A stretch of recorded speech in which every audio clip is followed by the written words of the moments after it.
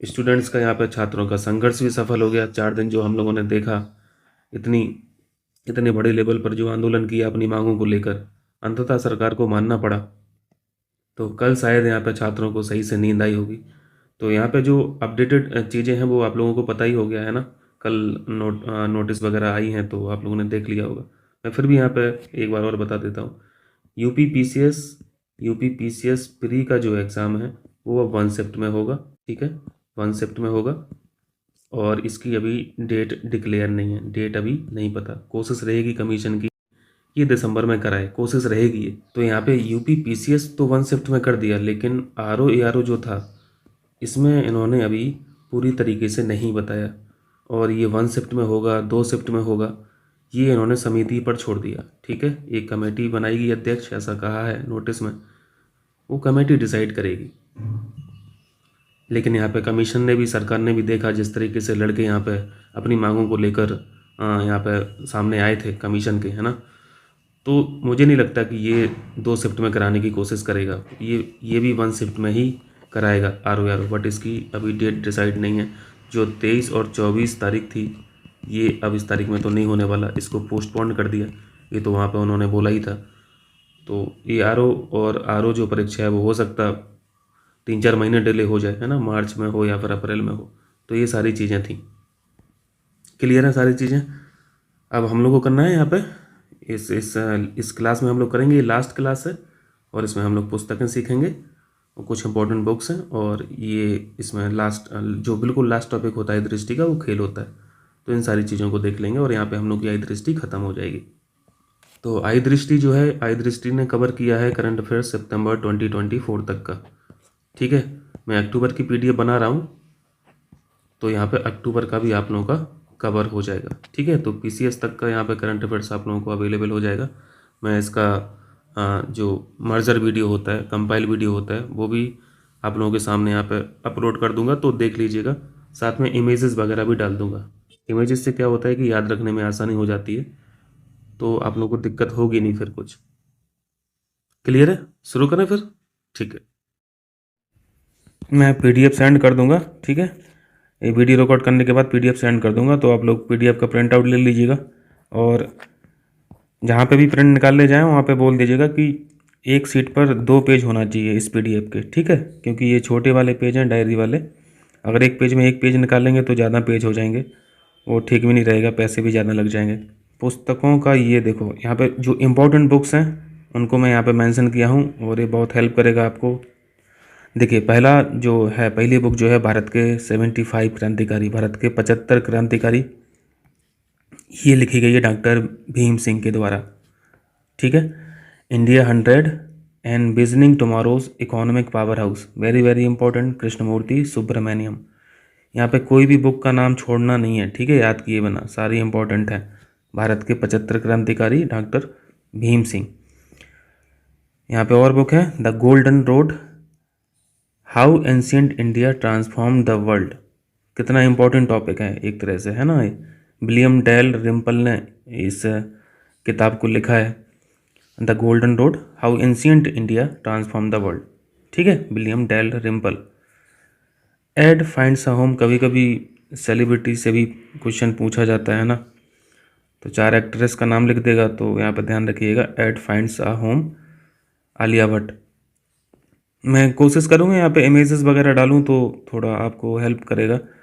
मैं इसके बाद जो कंपाइल वीडियो डालूँगा, एक सबको, सारे वीडियोस को जो क्लास नंबर 1 से लेकर 18 तक है, इनको मर्ज कर दूंगा और उस टाइम पे मैं सारी इमेजेस डाल दूंगा हर करंट अफेयर्स का। कोशिश करूँगा सबका रहे, ताकि आपको याद रखने में आसानी हो, तो वहाँ से भी आप रिवाइज कर लेना। ठीक है, चलिए, एट फाइंड्स अ होम देख लिया, आलिया भट्ट। सोर्स कोड माई beginnings, very important, Bill Gates के द्वारा लिखी गई है। एटॉमिक हैबिट्स, ये किताब तो वैसे भी पढ़नी ही चाहिए हर एक स्टूडेंट को, है ना, हर एक स्टूडेंट को, बहुत अच्छी किताब है एटॉमिक हैबिट्स। ये लिखी गई है जेम्स क्लियर के द्वारा, James clear.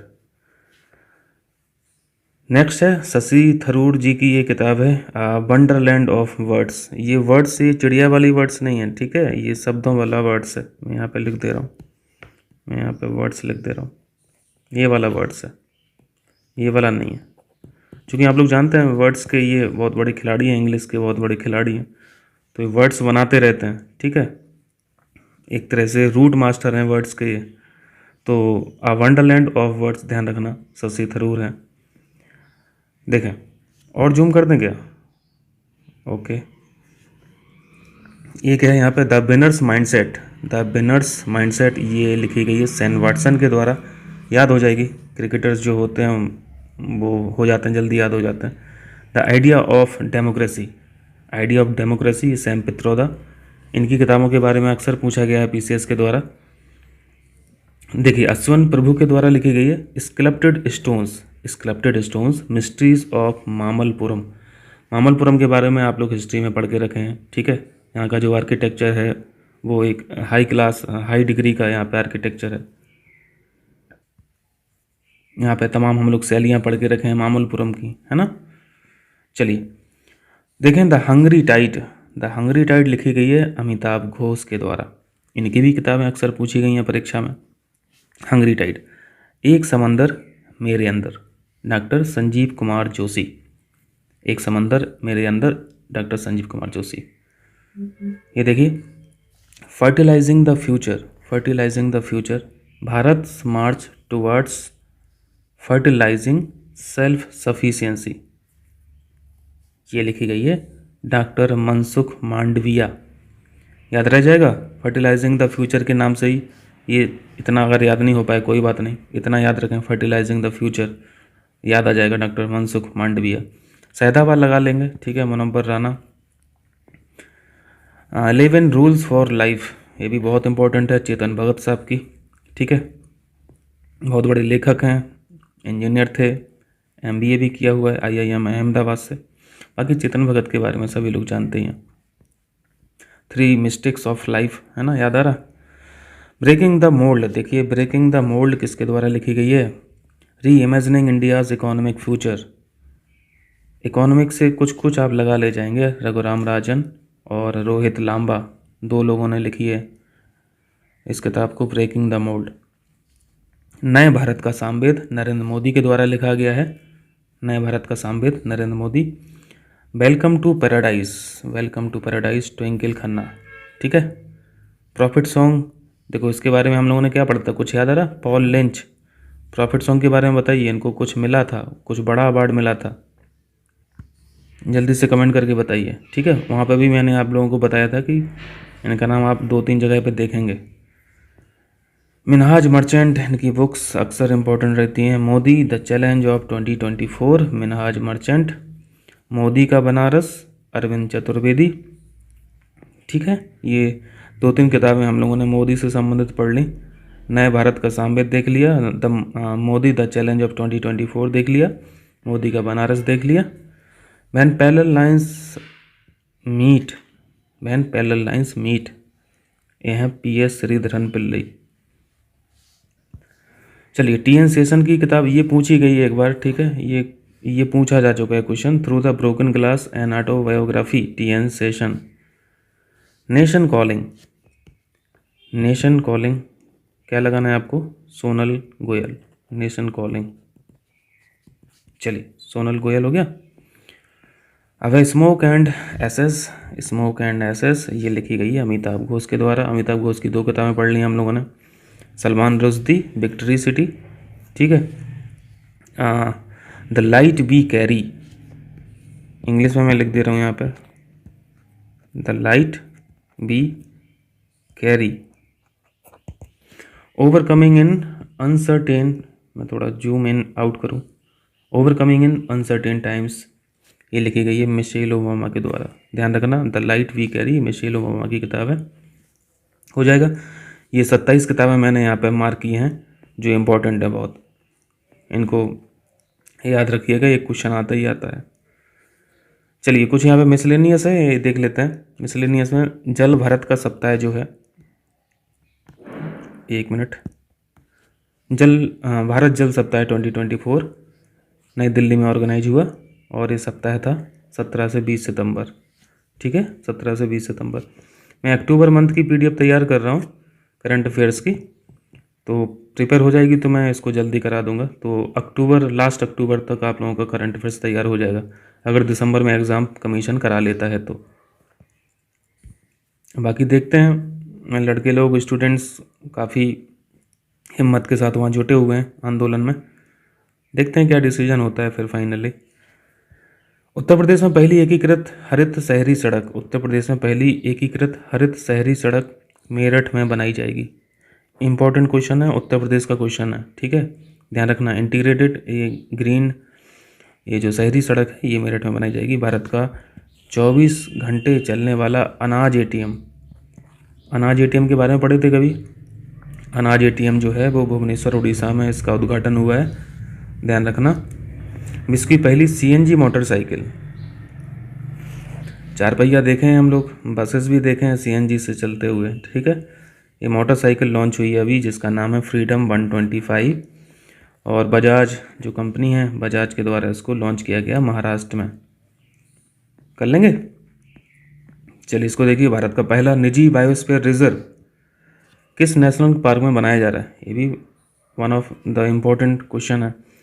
Rajaji national park जो है उत्तराखंड का, ठीक है, इसके अंदर बनाया जाएगा निजी बायोस्फीयर रिजर्व, और उस निजी बायोस्फीयर रिजर्व का नाम रहेगा राजाजी राघाटी बायोस्फीयर, ठीक है।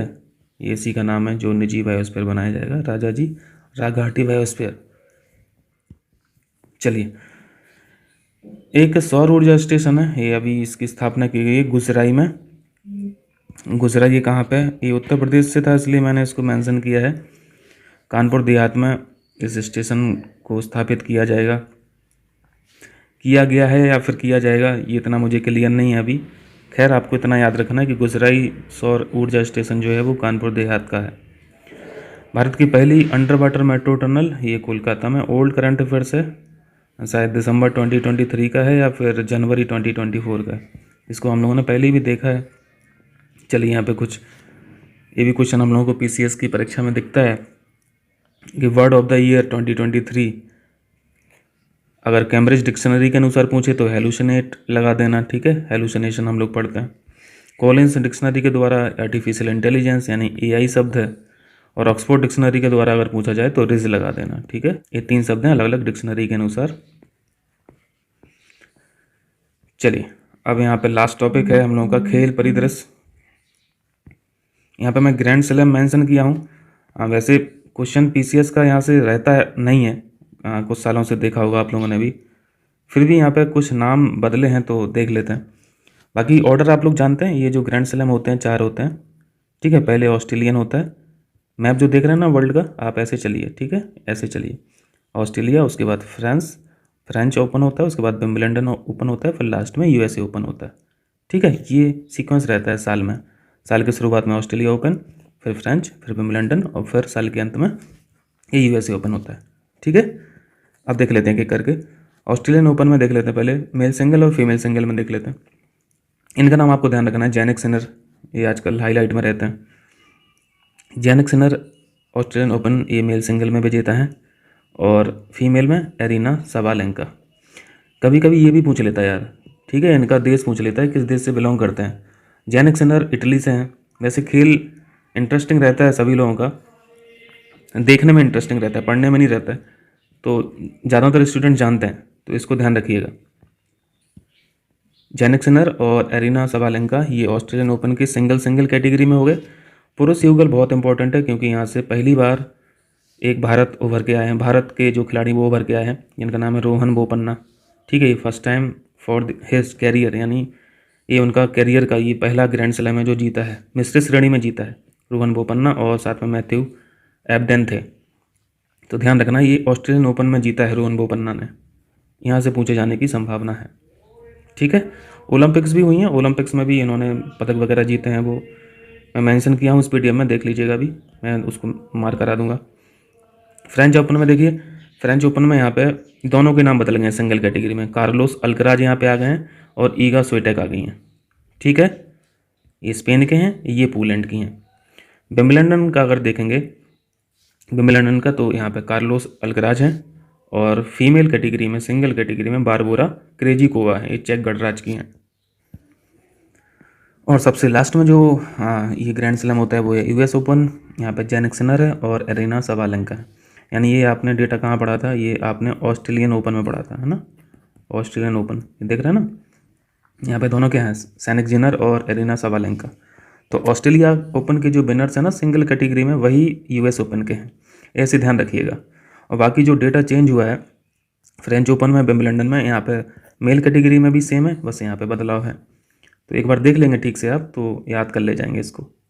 ठीक है, हो जाएगा ना। चलिए अब देखते हैं ग्रीष्मकालीन जो पैरालंपिक से समझते हैं ना, ये दिव्यांग लोगों का रहता है पैरालंपिक खेल। ये 17वें नंबर के थे। 17वां नंबर मार्क इसलिए किया हूँ क्योंकि यार अगर स्टेटमेंट में क्वेश्चन पूछता है तो वो डाल देता है।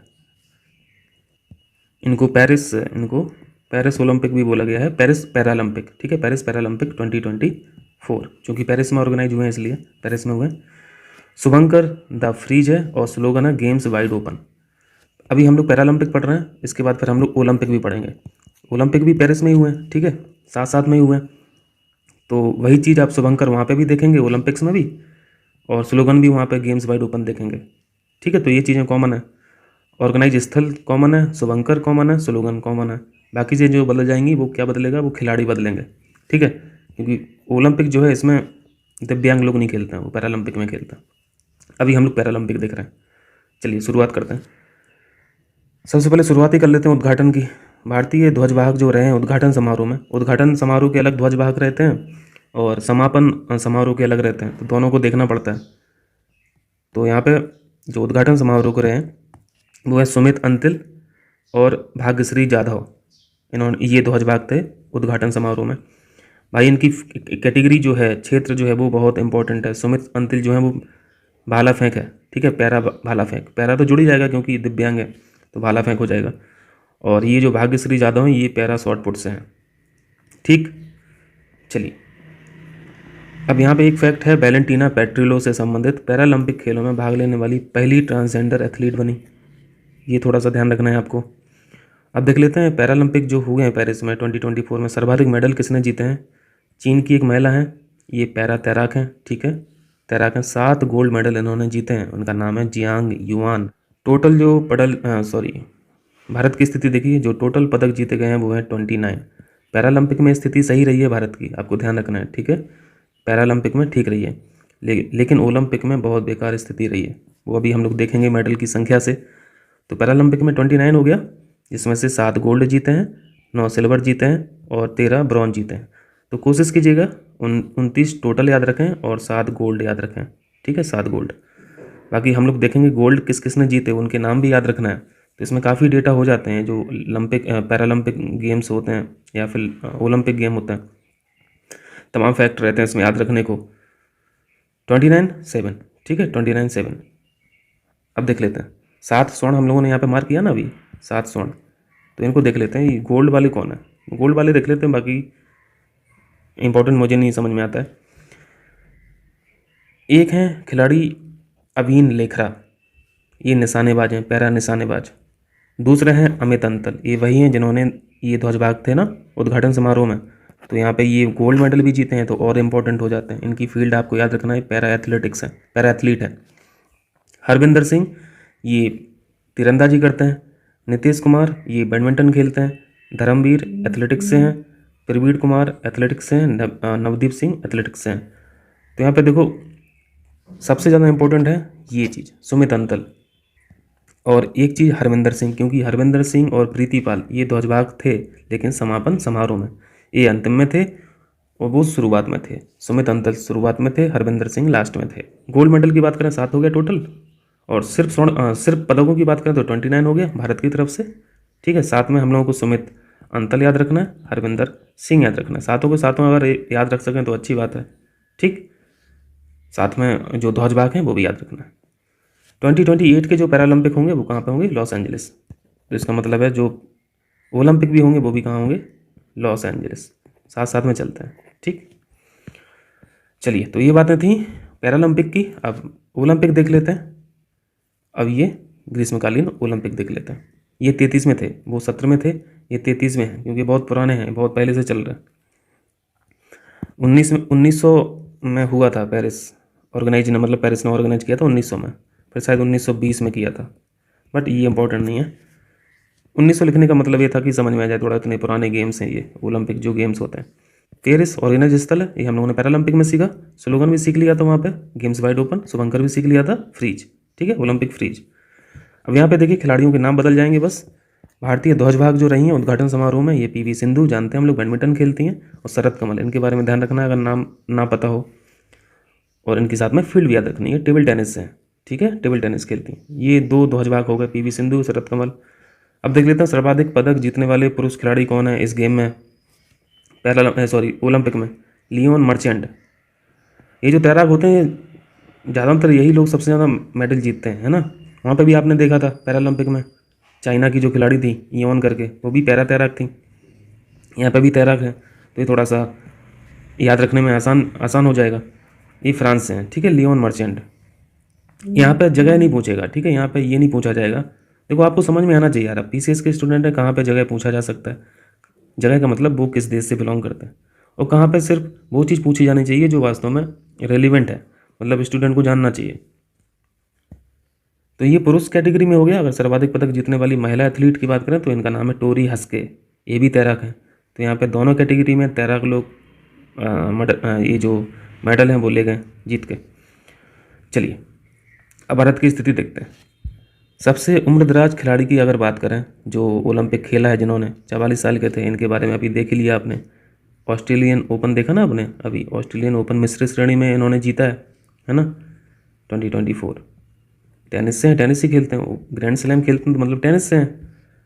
तो ये उम्रदराज खिलाड़ी के बारे में हो गया। सबसे कम आयु की अगर खिलाड़ी के बारे में पूछा जाए, 14 साल की थी ये महिला है, ये धी निधि, इनका नाम है धी निधि दे सिंघू, ठीक है। ये दो फैक्ट यहाँ पे हो गए। अब देखिए भारत की तरफ से पहला पदक जो जीता है ओलंपिक 2024 या पेरिस ओलंपिक 2024, तो आपको ध्यान रखना ये है इनका नाम है Manu Bhaker. Air pistol 10 metre खेलती हैं एयर पिस्टल, इन्होंने ब्रॉन्ज जीता है। यानी ओलंपिक 2024 में जो पहला मेडल आया है वो ब्रॉन्ज मेडल आया है, ठीक है, पहला ब्रॉन्ज मेडल है, और जो जीता है मनु भाकर ने एयर पिस्टल से हैं, ठीक है। वहाँ पे कितने मेडल जीते थे, 29। पैरालंपिक में यहाँ पे सिर्फ कितने हैं, यहाँ पे सिर्फ 6 हैं, जिसमें से गोल्ड कोई भी नहीं है। 1 सिल्वर जीता है और ब्रॉन्ज 5 जीते हैं। सिल्वर किसने जीता है, इन्होंने जीता है, नीरज चोपड़ा साहब जो हैं भाला फेंकते हैं, हम लोग जानते हैं, ये तो वर्ल्ड फेमस पर्सनालिटी हैं। इन्होंने जो फेंका इस बार 89.45 मीटर, इतना लेंथ तक इन्होंने भाला फेंक दिया था। साथ में ये भी हम लोगों ने करंट अफेयर्स में पढ़ाई था उस टाइम पे, देख भी रहते लाइव पे, है ना। गोल्ड मेडल जो जीता है इस कैटेगरी में भाला फेंक में, वो अरसद नदी में पाकिस्तान के, इन्होंने 92.97 तक फेंक दिया, मतलब लगभग 93 मीटर फेंक दिया। ये वर्ल्ड रिकॉर्ड हो गया इनका। तो यहाँ पे देख लिया ना स्थिति, यहाँ पे 6 मेडल जो जीते हैं हम लोग, गोल्ड तो कोई नहीं है, सिल्वर 1 जीता है तो सिल्वर 1 देख लिया, बाकी जो 5 ब्रॉन्ज हैं वो भी देख लेते हैं। 5 ब्रॉन्ज में 1 ब्रॉन्ज पुरुष हॉकी टीम को मिल गया, दूसरा ब्रॉन्ज स्वप्निल कोसाले को मिल गया, मैं जूम कर दे रहा हूँ, ये निशानेबाज हैं। तीसरा ब्रॉन्ज यहाँ पे अमन सहरावत को मिल गया, ये फ्री स्टाइल कुश्ती खेलते हैं। चौथा ब्रॉन्ज मनु भाकर को, जो पहला मेडल था इस गेम का, ठीक है, और मनु भाकर को एक मिश्रित श्रेणी में भी मिला है, जिन्होंने खेला है सरबजीत सिंह के साथ। तो यहाँ पे 1 2 3 4 और 5, ये 5 ब्रॉन्ज हो गए, ठीक है, ये 5 ब्रॉन्ज हो गए और 1 सिल्वर हो गया, हो जाएगा ना। टोटल मेडल 6 हैं, 1 सिल्वर 5 ब्रॉन्ज। चलिए अगर पूछा जाए सबसे अधिक मेडल जीतने वाला देश कौन सा है, तो देश में यूएसए लगा देना, चाइना नहीं लगाना है, ठीक है, चाइना नहीं लगाना है, दूसरे नंबर पे है चाइना। अब समापन का ध्वज भाग देख लीजिए, भारत की तरफ से PR श्रीजेश थे और मनु भाकर थी।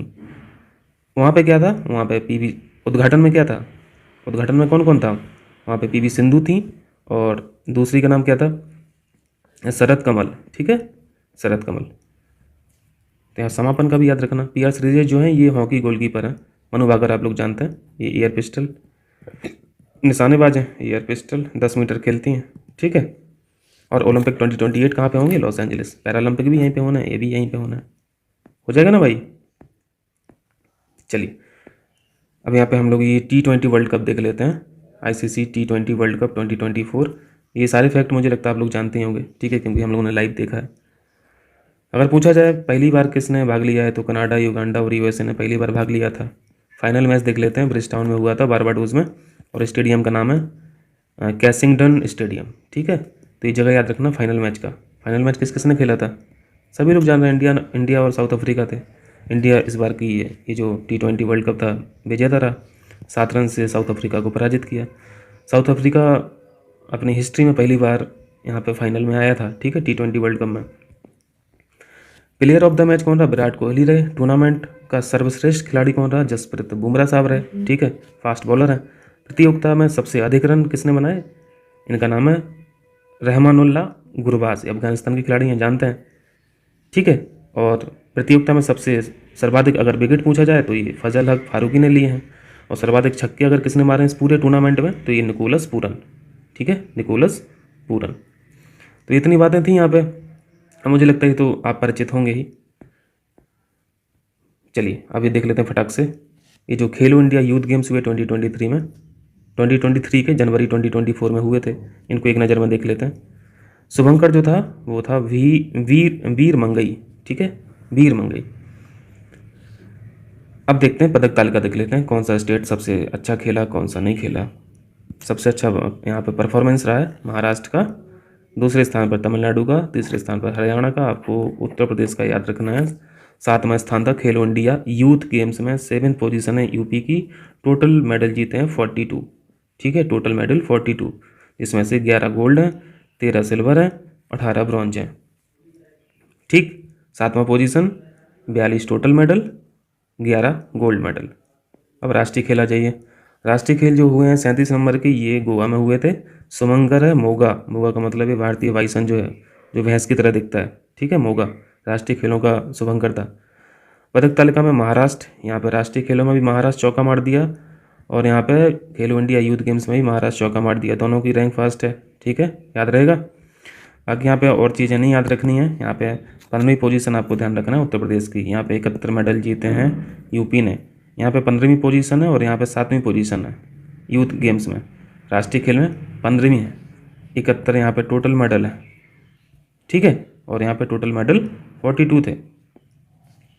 कर लेंगे ना, जिसमें से 11 गोल्ड हैं, 24 सिल्वर हैं, 36 ब्रॉन्ज है। ब्रॉन्ज सिल्वर इस कभी नहीं पूछा जाएगा, है ना। पूछेगा तो वो गोल्ड पूछेगा, या फिर टोटल पूछेगा, या फिर उत्तर प्रदेश की रैंकिंग पूछेगा, अगर सिर्फ यूपी से फोकस करेगा तो। नहीं तो सिंपल ये पूछ लेगा। एक क्वेश्चन होस्ट की जगह भी पूछता है। ठीक, चलिए अब घरेलू श्रृंखलाएं जो हैं, ये लास्ट स्लाइड है हम लोगों की। दलीप ट्रॉफी 2024 2025 कौन जीता है, इंडिया ए टीम। ठीक है, इंडिया ए बी सी करके ऐसी टीमें रहती हैं। इंडिया ए ने जीता दलीप ट्रॉफी। रणजी ट्रॉफी जो है ये मुंबई ने जीती है। विजय हजारे ट्रॉफी ये हरियाणा ने जीती है। सैयद मुश्ताक अली ट्रॉफी ये पंजाब ने जीती है। और ईरानी कप के विजेता हैं शेष भारत। ठीक है, एक बार और रिवाइज कर लीजिए। दलीप ट्रॉफी इंडिया ए, रणजी ट्रॉफी मुंबई, विजय हजारे हरियाणा, हजारे से हरियाणा याद रख लेना।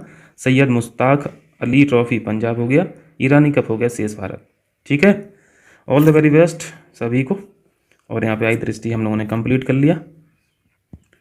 मैं एक कंपाइल वीडियो अभी बना लूँगा, तो शाम तक या फिर कल सुबह डाल दूँगा, तो एक साथ सारी चीज़ें आ जाएंगी, और साथ में इमेजेस भी डाल दूँगा, तो आप लोगों को याद रखने में बहुत आसानी होगी। इसको देखिए, रिवाइज़ कीजिए, हाई स्पीड पर करके देखिए, ताकि अच्छे से अच्छा आप रिवाइज़ कर सकें। और वीडियो को शेयर ज़रूर कीजिए। ठीक है, सब्सक्राइब कीजिए। थैंक यू देखने के लिए।